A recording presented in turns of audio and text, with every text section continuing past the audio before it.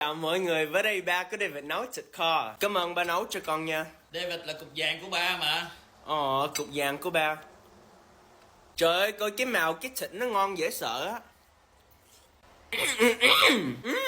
Thịt nó mềm dễ sợ á. Bây giờ David thử cái trứng. Nó thấm dễ sợ á. Ngán thế mẹ luôn. Quay xong chưa? Rồi.